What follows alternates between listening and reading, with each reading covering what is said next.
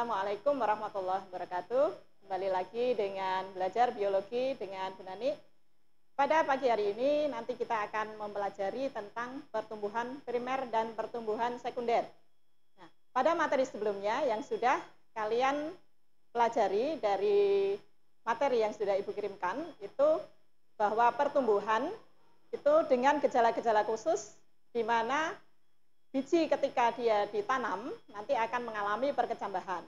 Kemudian perkecambahan itu sudah juga kalian baca bahwa perkecambahan ada dua, yaitu perkecambahan epigial dan hipogial.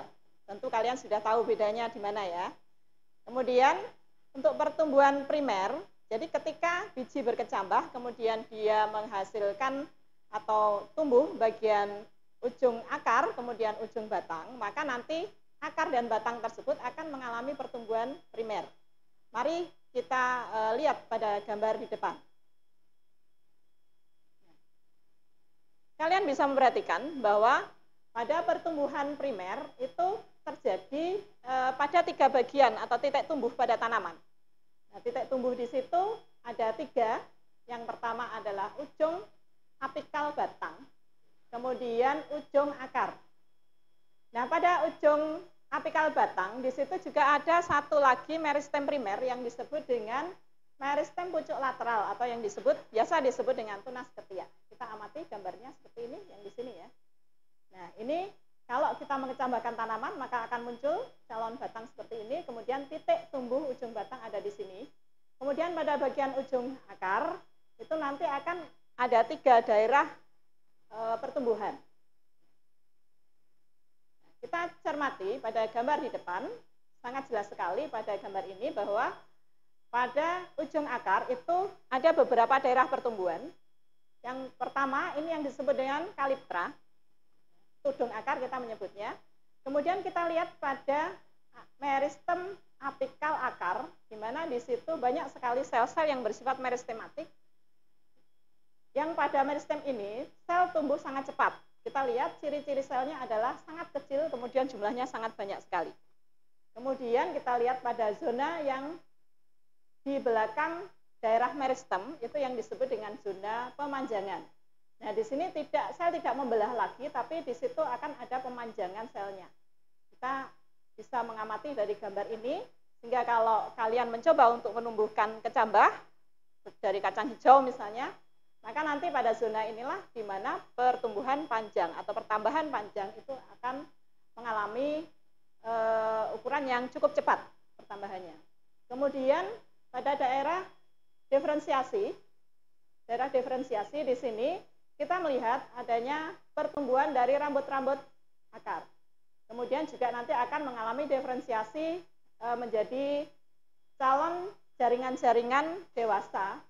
Ada yang disebut akan menjadi stele, kemudian ada yang akan menjadi kortek, kemudian ada yang akan menjadi epidermis. Nah, seperti ini. Kemudian pada gambar sebelah kita bisa melihat bahwa pada tudung akar ini kita lihat sel-selnya seperti ini.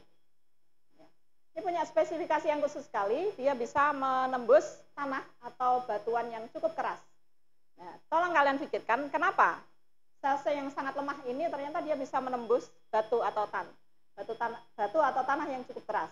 Maka nanti kalian bisa diskusikan kenapa dia menghasilkan atau mensintesis bahan apa, nanti bisa kalian baca kembali. Nah, selanjutnya ini yang bagian ujung batang. Pada ujung batang kita dapat melihat primordial batang. Ini meristem apikal batang seperti ini. Kemudian ini adalah primordial daun. Nah, ini yang disebut dengan meristem aksiler atau disebut dengan tunas ketiak atau pucuk lateral, meristem pucuk lateral, itu istilah yang biasa dipakai. Nah, ini semua sebagai tanda bahwa pada tanaman itu sudah mengalami pertumbuhan primer. Setelah mengalami pertumbuhan primer, maka tumbuhan akan melanjutkan pertumbuhannya dengan pertumbuhan sekunder. Nah, kalau pada pertumbuhan primer itu semuanya adalah aktivitas dari meristem primer, maka pada pertumbuhan sekunder ini tumbuh dengan aktivitas utama dari meristem sekunder yakni ada dua. Di sini adalah kambium vaskuler atau disebut kambium pembuluh. Kemudian ada kambium gabus atau velogen. Coba kalian pikirkan apa saja gejala yang dapat kita amati apabila terjadi pertumbuhan sekunder pada tanaman. Tentu kita melihat bahwa salah satu gejala yang paling mudah adalah pertambahan diameter dari batang. Nah, nanti kalian bisa diskusikan kenapa kok diameter batangnya bisa mengalami pertambahan. Maka kita amati pada slide berikutnya. Kalian bisa mengamati gambar 1, gambar 2, gambar 3. Di sini nampak sekali adanya perbedaan dari jaringan, terutama karena aktivitas dari kambium pembuluh. Pada gambar 1, ini ada jaringan-jaringan utama di sana. Ini penampang lintang batang muda, bagian ujung batang. Kita melihat di sini yang hijau ini adalah kambium pembuluh. Kemudian yang coklat sebelah dalam ini adalah xilem primer. Kemudian sebagian dalam lagi adalah empulur. Sedangkan di sini yang ke arah luar, yang coklat bagian luar, ini adalah floem primer. Kemudian korteks dan epidermis. Nah, sekarang kita lihat pada bagian tengah batang. Kamu bisa perhatikan di sini ada tambahan jaringan yang dibentuk oleh kambium pembuluh yang disebut dengan xilem sekunder. Ini yang berwarna putih. Kemudian xilem primer itu di sebelah dalam. Kemudian pada bagian floemnya, floem primer itu akan didorong oleh floem sekunder yang berada di sebelah bagian lebih dalam dari xilem primer. Sehingga floem primer terdesak keluar. Kemudian ini aktivitas kambium gabus dan gabus. Nah, xilem sekunder, xilem primer, dan empulur ini adalah komponen kayu. Sedangkan mulai dari floem sekunder, floem primer, kemudian kambium gabus dan gabus ini adalah komponen kulit. Nah, bagaimana lingkaran tahun itu terbentuk? Atau bagaimana pertambahan dari diameter batang terbentuk? Nah, kita lihat pada gambar 3. Pada gambar 3, ini masih karena aktivitas kambium pembuluh atau kambium vaskuler. Kita tambahkan sedikit bahwa kambium vaskuler itu ada dua macam, yaitu kambium intravaskuler dan kambium intervaskuler. Semuanya itu nanti akan bekerja sama dalam membentuk lingkaran tahun. Nah, kita lihat bagaimana proses pembentukan lingkaran tahun. Nah, pada gambar 3, ini bagian yang hijau ini adalah kambium pembuluh. Kemudian terbentuk xilem sekunder tahun kedua. Ini, kemudian xilem sekunder tahun pertama terdesak ke dalam.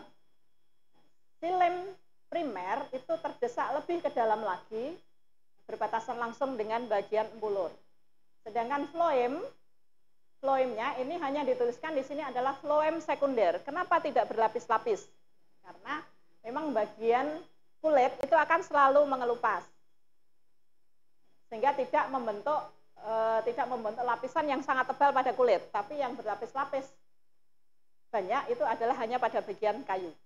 Nah, pada kambium gabus, kita lihat di sini kambium gabus ini warnanya abu-abu tua. Kemudian akan membentuk gabus ke arah luar yang disebut dengan velum. Velum itu juga akan selalu terkelupas. Nanti kalau kalian mengamati batang dari tanaman, maka bagian luarnya itu berupa gabus itu akan selalu terkelupas. Dan dia punya fungsi apa? Nanti bisa kalian baca, yaitu sebagai pelindung. Nah, kenapa lingkaran tahun bisa terbentuk? Kita cermati pada gambar slide terakhir di sini. Ya. Di sini akan ada lingkaran konsentris yang warnanya agak berbeda. Ada yang warna tua, ada yang warna muda. Yang warna tua itu adalah lebih lama umurnya. Kemudian kenapa ada yang lebar, ada yang sempit? Ini karena memang tergantung pada musim hujan atau musim kemarau. Jadi ketika musim hujan maka ketersediaan air sangat banyak, maka nanti perkembangan dari xilem sekunder itu akan lebih lebar. Nah, di sini kita bisa melihat bahwa pada lingkaran tahun pada kayu, ya, ini bisa menggambarkan umur kayu itu berapa tahun. Kemudian kenapa pada kulit itu kok tidak tambah tebal? Maka tidak ada yang namanya kulit kayu itu lebih tebal daripada kayunya sendiri, karena lapisan kulit akan selalu mengelupas. Seperti ini, jadi kalian bisa perhatikan bagaimana lingkaran tahun terbentuk. Kemudian ini lapisan-lapisannya. lapisan-lapisannya. Bisa perhatikan di sini. Nah, ini yang disebut dengan kulit. Sehingga pada kulit itu hanya disebutkan floem sekunder, kemudian gabus beserta kambiumnya yang disebut dengan filogen akan membentuk filoderm dan xilem.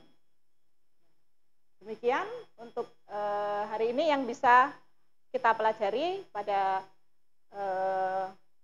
pertemuan berikutnya nanti kita akan membahas bagaimana atau faktor apa saja yang mempengaruhi pertumbuhan tanaman. Ya, pada pertumbuhan primer dan sekunder ini saya kira sudah cukup jelas, maka nanti kalau masih ada yang ingin ditanyakan bisa ditanyakan pada pertemuan berikutnya. Demikian, Assalamualaikum warahmatullahi wabarakatuh.